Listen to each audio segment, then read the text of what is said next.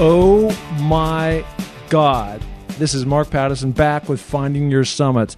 I live in Hermosa Beach, California, and I go down to the surf all the time, and I see fins, bobbing up and down. And of course, I always think about this must be a great white shark or something. And this week, I interview a guy named Mike Coots, who lives in Kauai and was attacked by a tiger shark about 10 years ago or more. This is just a fascinating story. The shark literally took his leg off, and we walk through it. We go back through the whole trauma of he's out off the shore, 300 yards off the shore of Kauai, and gets attacked by this massive 15-foot tiger. So it's just this amazing story of coming back, and he's got such a positive attitude about the way he approaches life, and really uplifting. So, we all think we have challenges in life, and if you can imagine having that kind of trauma come at you, lose a limb, and keep going, and actually go back and create a foundation around supporting the life of sharks. So stay tuned. This is a great episode, and that's it. Here we go.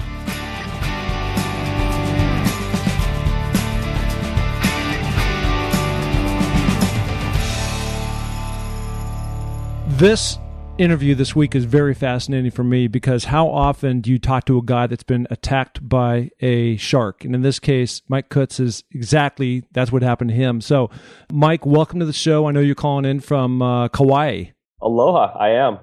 I just can't even imagine that. I've been to Hawaii a lot of times, 25, 30 times in my life. And, I live in Hermosa Beach right now, and I go down and, often you're out and I see fins going up and down in the water. And, the first thing I always react to is it's a shark first. And most of the time there are always dolphins playing in the water. But I just can't imagine. And you grew up over in Hawaii off the island of Kauai surfing. And so you must have been, very comfortable in that environment just to start with, right?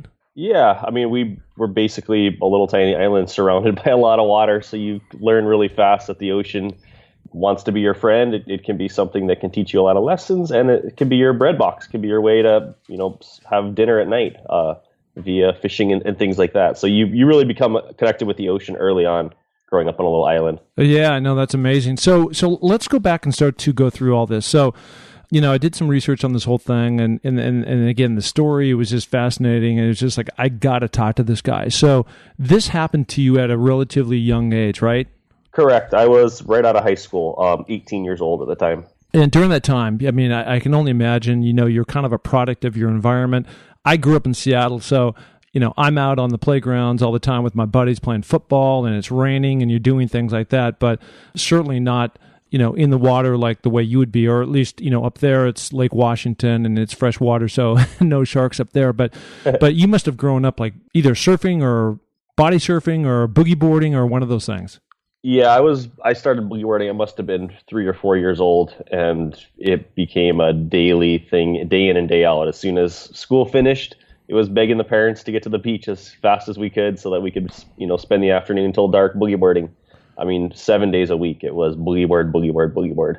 It's like daily in the water, super comfortable, out and about. It must have just been awesome to grow up in that environment. Yeah, it was a dreamlike childhood for sure, to just be so much time in the water, and all on your mind is just getting tubed and having fun in the ocean with your friends. That was literally my life, was the ocean. Absolutely. Yeah. So now you're entering, you're in high school. How old are you? Like 14, 15 years old? I started really getting into competitive bodyboarding at about 15. It was pretty big at that time in Hawaii. We had a lot of contests, and I just had high hopes of as soon as I graduated high school turning pro. A lot of my friends were professionals, and I had a coach at the time, and did a bit of traveling for events. And it was basically, I wanted to be a professional boogie boarder. That was my career goal. That was the end all. And that was everything in my life was wrapped up into bodyboarding and boogie boarding. So let's lead now into the day when all this went down. So you're boogie boarding. How far offshore were you? We were about 300 yards offshore. It's a sandbar that sort of hits a reef patch area. And we were in maybe 30 feet of water. And it was kind of a sunrise session.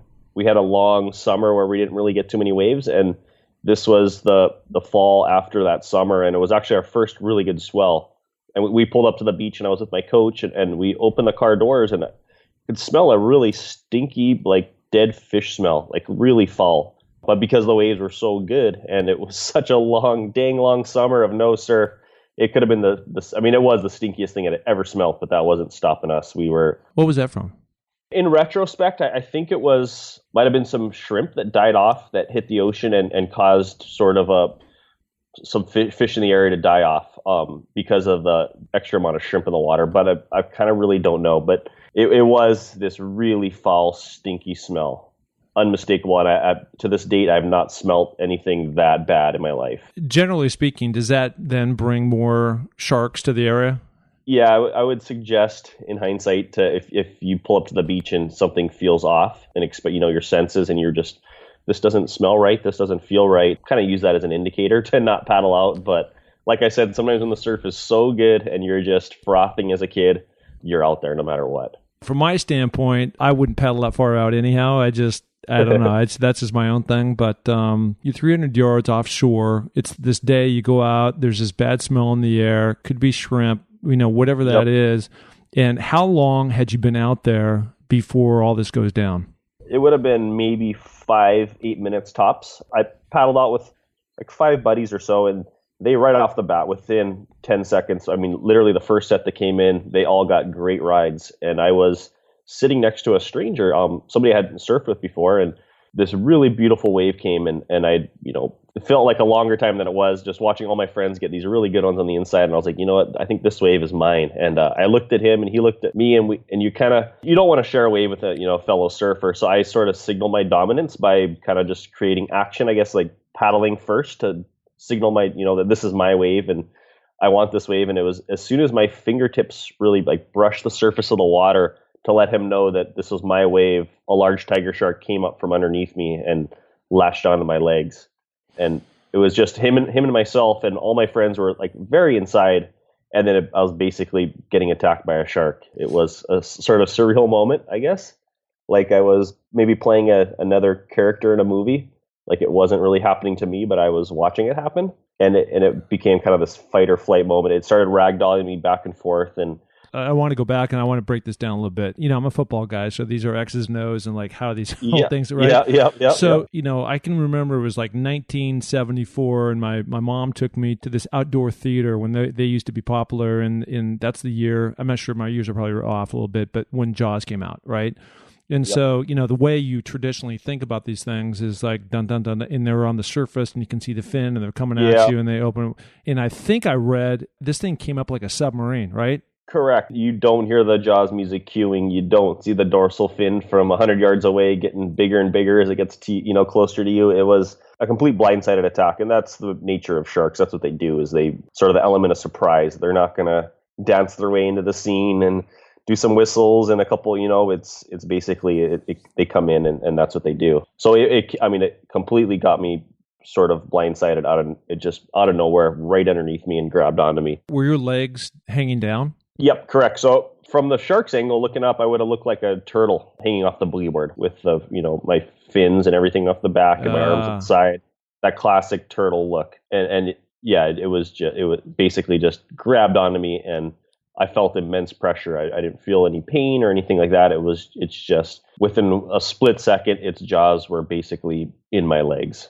So you've got this massive tiger shark that, as you now are basically in this thing, your leg is in his mouth, right? And your other leg is not in his mouth, right?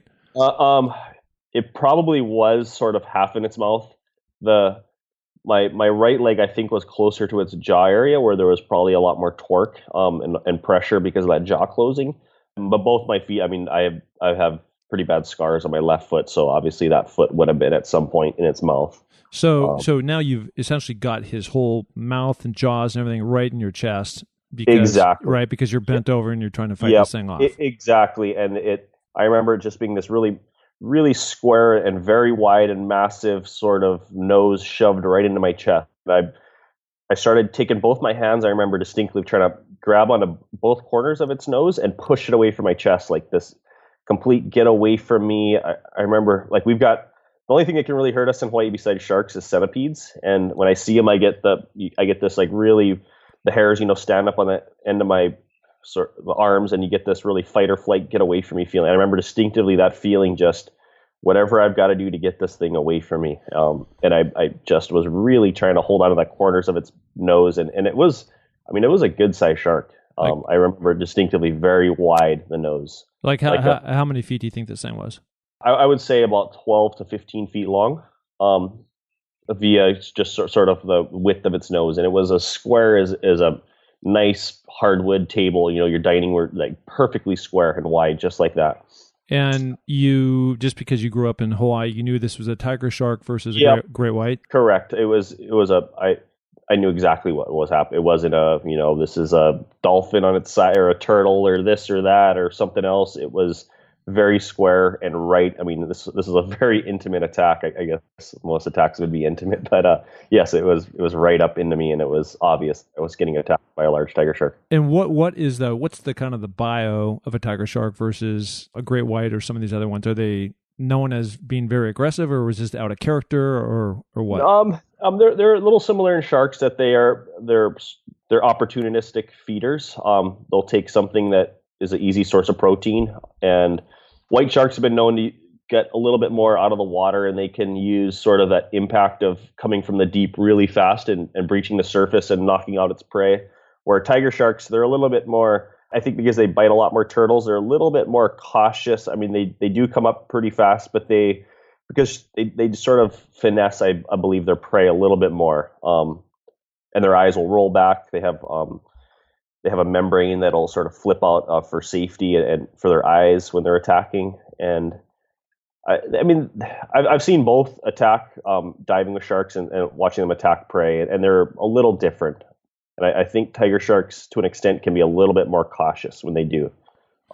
Yeah. So out here in Manhattan, Hermosa Beach, we've got quite a few gray whites, and we call them, the babies are 10 feet or whatever, and people, you'll be out stand up paddling, and they're swimming underneath you, and we call them the man in the gray suit. And anything with teeth and they like to eat is not a friend of mine. So we'll get more into that here in a minute. So okay, so now let's go back to where I interrupted you about now you're thrashing kind of back and forth your classic shark that's going at you, right? Yep. So I was trying to push it away from my chest, and as I'm doing that, it started ragdolling me back and forth like a dog with some meat. And I remember this violent shake, left to right, and it was right there.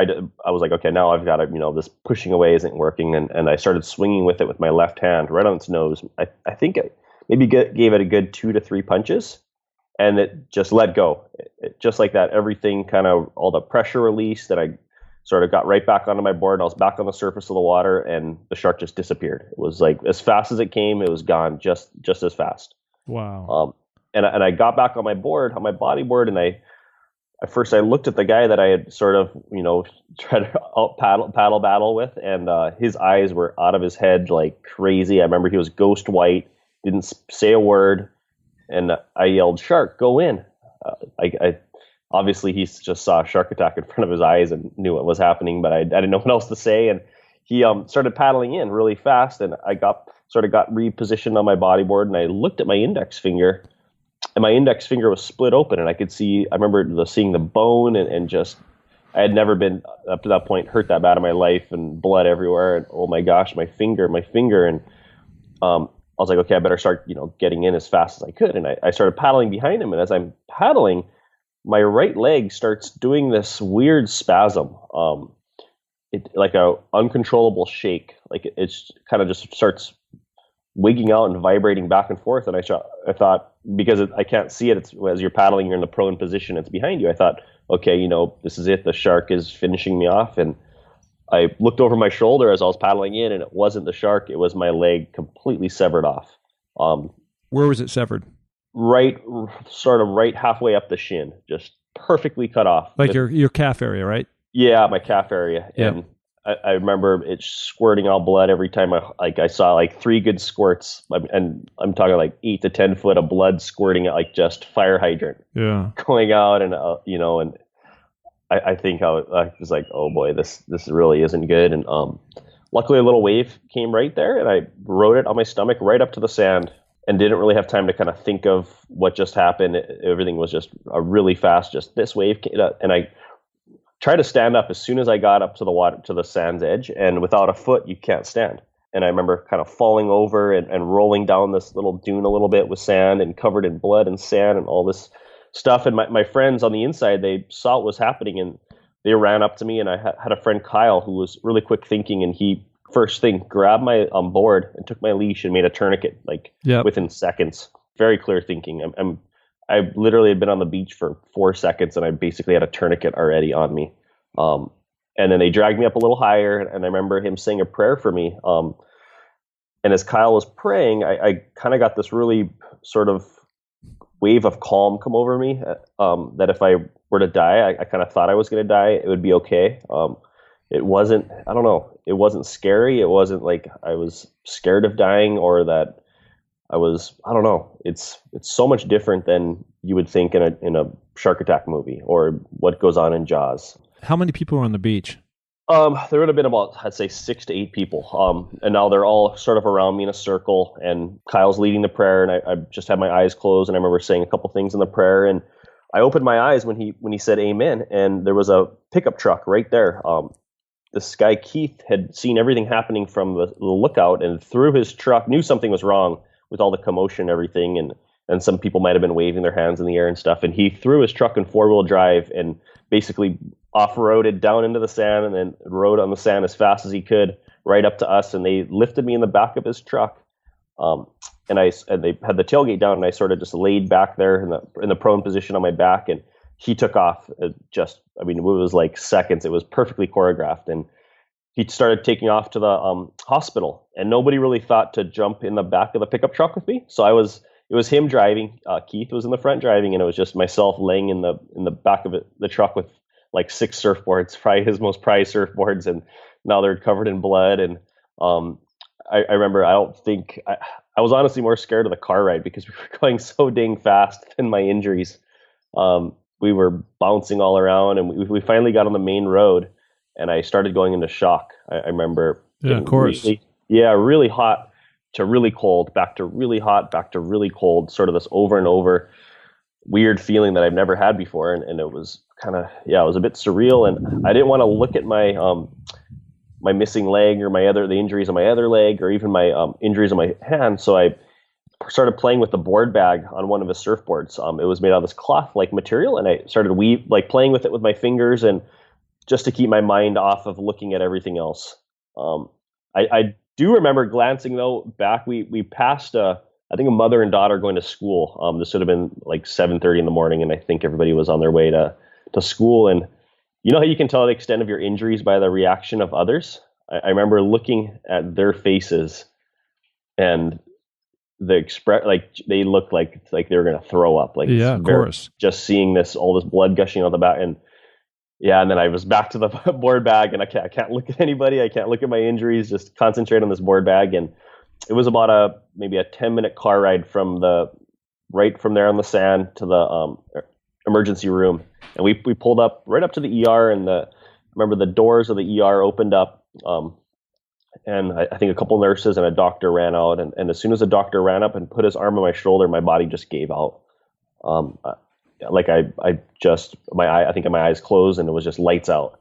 And I sort of woke up in this weird state, maybe 45 minutes later or so, in that small little local hospital, kind of explaining how big the shark was, and that it was a shark that attacked me. And then my body gave out again, and it was a good 24 hours. And I woke up in our main hospital post-surgery with my family and a lot of my close friends all around me. And so I know that you're pals with Bethany, right? Hamilton? Yep. Yeah. And so I remember in the movie Soul Surfer, which was crazy because, I have 2 daughters, and to be the parent of daughters where something bad has happened, it just took me to that place, right?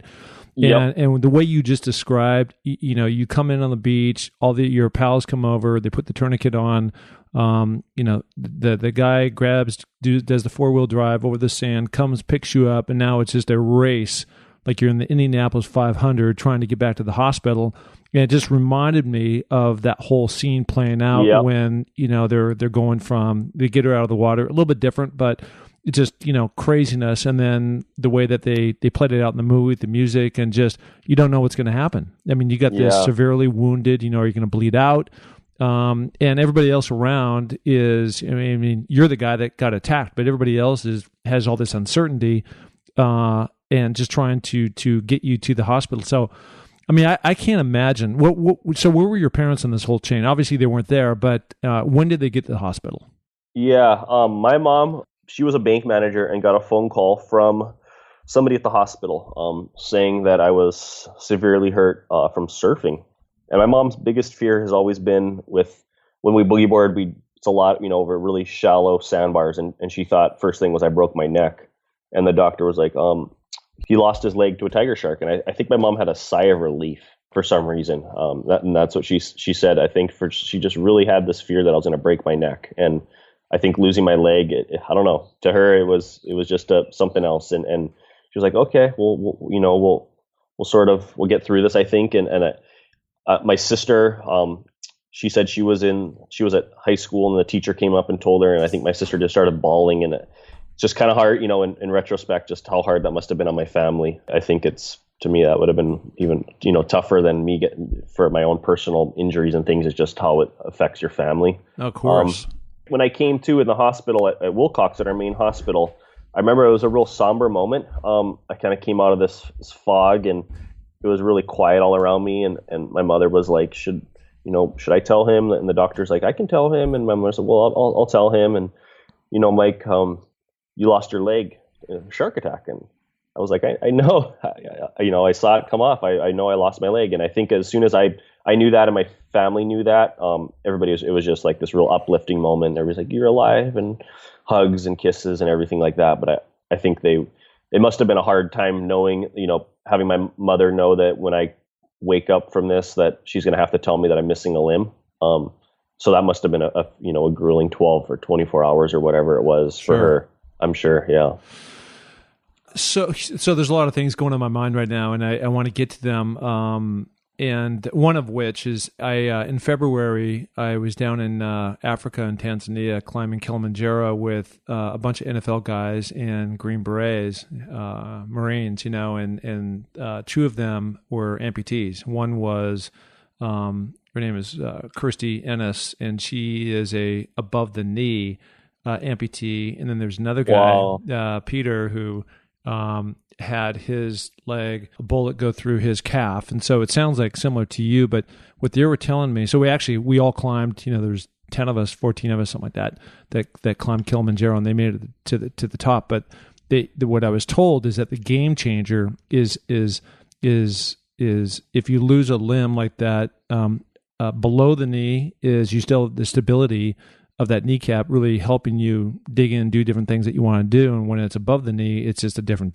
deal. Yeah, that's really huge. And I work with a lot of above the knee and below the knee amputees, and just you can see the range of motion. And it's having that ankle be able to talk to your knee. They're such crucial joints, and having them talk together, when you take a step and this part of the flex needs to work with this part of the knee on the ankle,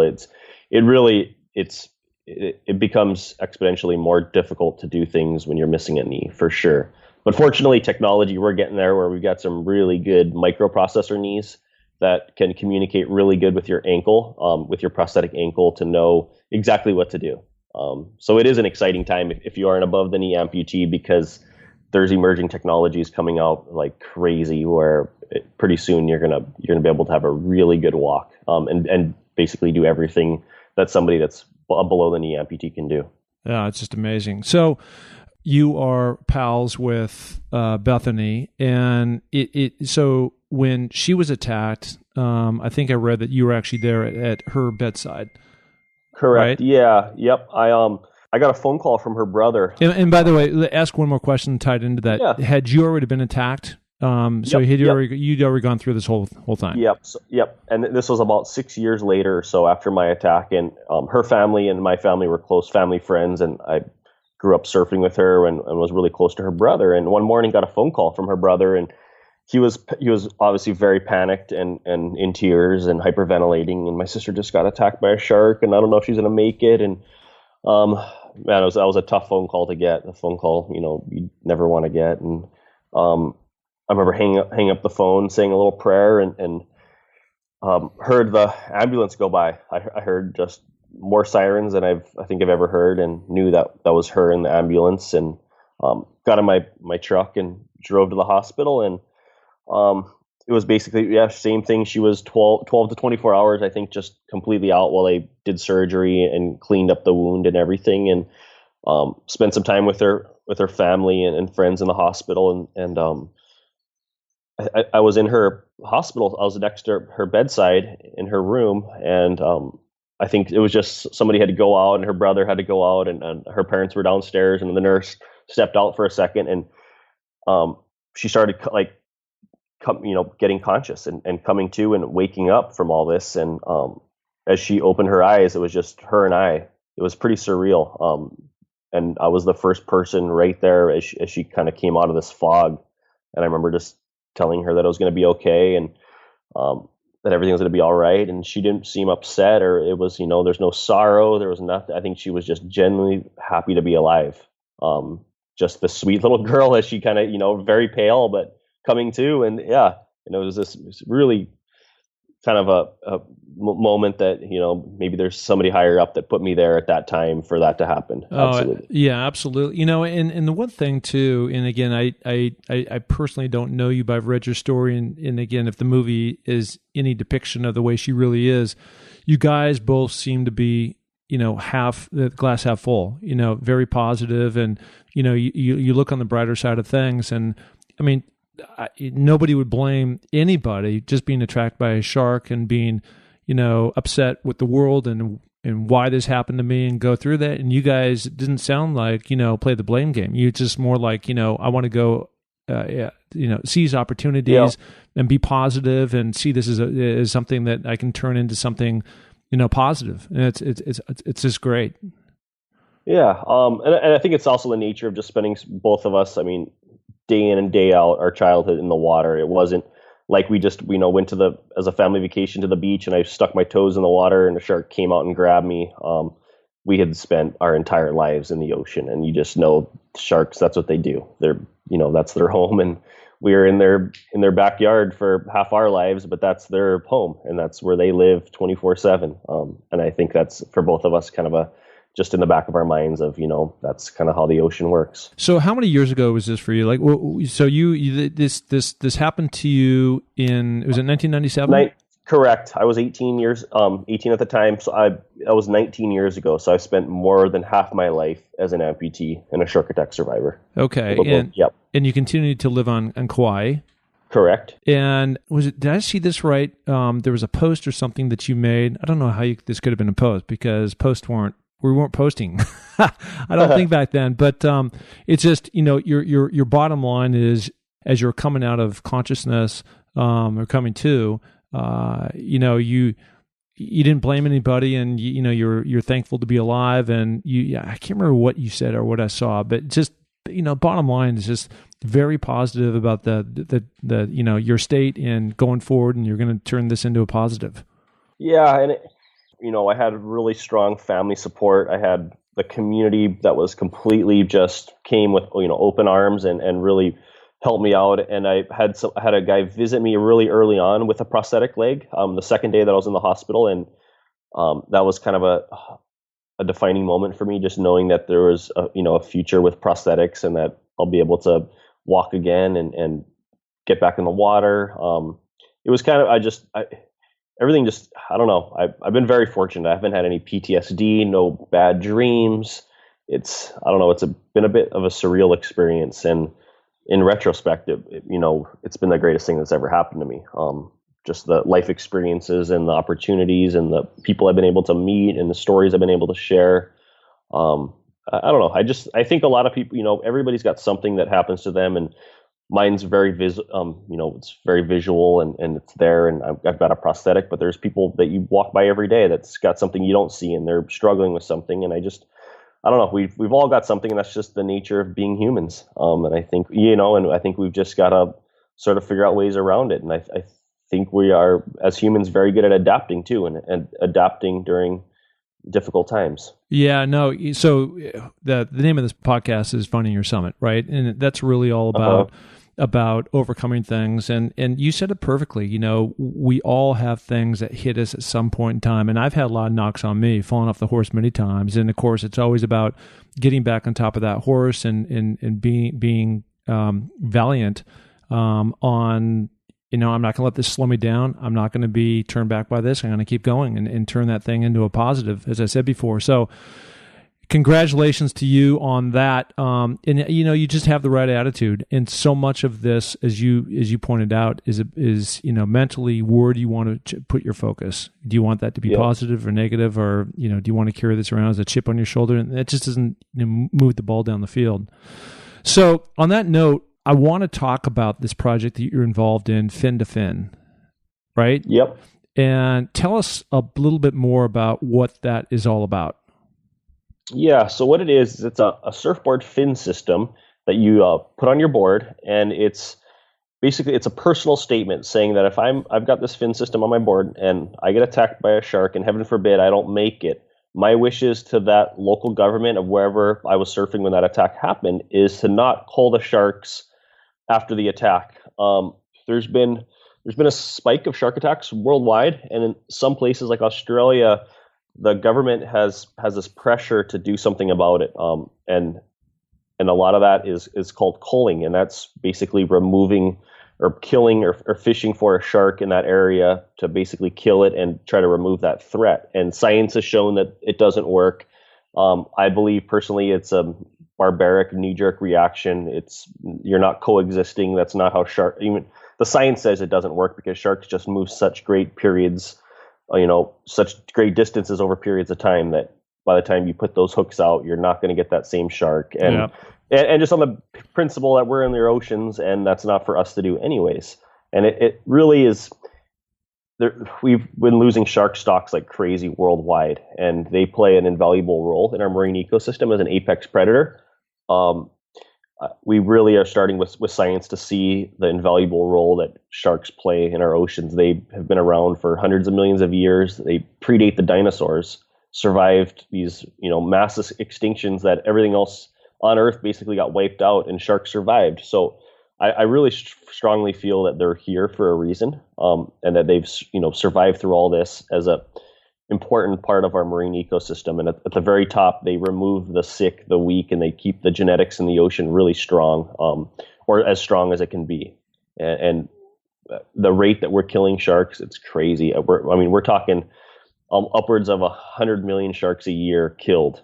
And a lot is for their shark fins. It's for, shark oil, for vitamins, things like that. And just for us to add on to that, killing these top apex predators because something happened to us when we're in the oceans, I don't think that's the right approach. And I'm a strong believer in coexistence, and to kill something because you don't like it, that's not existing. That's not coexisting together. Well, it's so we're sitting here talking to a guy that got attacked by a shark, a tiger shark, and you're promoting this whole movement about trying to keep them alive and whatnot. So the fin, fin for a fin. Isn't that right? Yep. Okay. Yep. So the fin that you guys have manufactured or designed, it goes on to a surfboard or a boogie board? Sure. It goes onto a surfboard. Okay. And you sign up for a registry, and you're basically saying, if I get attacked and I don't make it, my wishes, and it can't be it can't be wish-washy, this or that. It's a very cut and dry, straight to the point. I do not want the shark that attacked me killed. Okay. That's all it's saying, and it's saying that to the government. It's telling your family and friends, your wishes. This is what I want. I think it's a powerful statement, and I think I don't know. It's straight to the point, and this is what it is. And are you guys selling these now? Yeah. So we have an online. You can go fintoafin.com. And it's a bit of play on words, and it's a kind of a catchy name. I really like it, and it's out of Australia, and it's just it's a way of telling the government, I want this, but it's also a good conversation starter when you're at the beach and your buddy's like, well, what's up with your fin system? And you can be, I believe this, and sharks are being decimated at this rate, and they're very, important in our marine ecosystem. And it's just a good way to have this conversation that I think needs to happen right now. And especially with so many shark sightings in, Southern California and shark attacks in Western Australia and Reunion Island. It's a talk and a conversation that needs to happen. Well, so often when we react to fear, we lash out and do something that maybe we shouldn't do. So having an advocate like you trying to create awareness towards what's going on is amazing. I don't want to see sharks killed. I just don't want to be eaten. That's my whole thing. But it kind of reminds me a little bit of the Livestrong, the Lance Armstrong, when he was in his peak. You get those yellow bracelets, and they sold millions of those things, and they had partnerships with Nike or somebody, and they just flew off the shelf. How much does this fin that you put on your surfboard cost? I believe it's about $120, and it's competitively priced with other surfboard fins. It's made out of carbon fiber. It's actually I surf on it with every day. They're really well-made fins. Yep. That's great. So, do you guys plan to roll them out in all the different surf shops? That's our goal. We've got a Indiegogo campaign, and you can go online and check it out. And it's under Fin for a Fin, and you can read all about it. And we're trying to raise money so that we can pretty much push this out worldwide and really get this, to every corner of the earth. Obviously, sharks swim to wherever the water's salty, that's where sharks are. So this isn't a geographically centered, campaign. This is something we want to bring to the world. Yeah. And when did you guys kick this thing off? It's been about a year in the works, and our Indiegogo campaign, I think, has been up for about 2 months now. Yeah, and what's your goal? Our goal is to raise $40,000. So okay. every penny, every dollar will help us get this to the world. And that price I quoted you for the fin, that's in US dollars. If you want to get in Australia, it's $160. Yep. For the 3-fin thruster set, which is basically what other fins in the surf shop would cost. I don't surf, but I'm fascinated in concepts that people come up with, and in your case, you've taken a tragedy and turned it into an opportunity to raise awareness again about what's going on. And unless people like you stand up and say, wave their hands and go, hey, this injustice is going on, and we're slaughtering all these different sharks, which are key to the ecosystem. They're just going to continue on doing what they've been doing, and it's just not a good thing. Yeah. So pretty amazing. So last, kind of wrapping things up here, any advice, because you've got such a positive energy, a positive spirit. People are going through a tough time. You've gone through that. What were the core elements that got you through going through all that rehab, figuring it out, and understanding that you could get back literally on your feet and start doing things again? I would say just not really dwell, I think, on the little things and the day-to-day things, and sort of have a bigger vision in your head. And for me, it was just these steps. It was, okay, I want to get back in the, as soon as the stitches and staples heal, get back in the water, and having these sort of small goals that you can build upon. And losing my limb, I had to readjust everything from learning how to drive a manual shift vehicle to, walking to hiking with family and friends, and all these little things that you build on. You think, oh, I can't do, or it's going to be a struggle, and you do that. It kind of creates this confidence and the self-worth. And you can relate that to, any injury or any sort of challenge that you have. Use it and look at it as something that'll build you and make you a stronger person and just ready to, take on the world. It's really what you perceive, and you perceive these challenges as challenges. That's what they become. But if you perceive them as stepping stones to make you a better person, then that's a better way to live. Love that. That's just great. So where can people find you? I'm on social media. That's probably the best way. It's under my name, MikeCoots, like boots with a C, and Instagram. If you guys want to follow me on Instagram, I'll do my best to follow you back and engage, and we can share stories together. Well, I'm going to start following you because you've got a lot to say. Thanks, Mark. Yeah, absolutely. So, all right, listen, Mike, I so appreciate it. This is awesome. It's been incredible, and we're gonna blow this out and share it with the world, and just really appreciate you sharing your time with us. Well, thanks for having me, Mark. Really appreciate the chance to talk about this. Absolutely. Thanks, buddy. Okay. Aloha. Thank you so much for listening to the Find Your Summit podcast. We are so glad to have you along for this journey. And if you enjoy the show, please tell a friend, share it on iTunes, spread it to the planet. We're looking to broadcast this to every person that is out there because, as you know, everybody has their own summit that they're going after. If you're looking to follow my journey, you can find that through my social links on markpattissonnfl.com. That's M-A-R-K, Pattison, P-A-T-T-I-S-O-N, NFL.com. So, until the next podcast, just remember, clear eyes, full hearts. It takes a little more to make a champion, so make it happen. Thank you. Bye.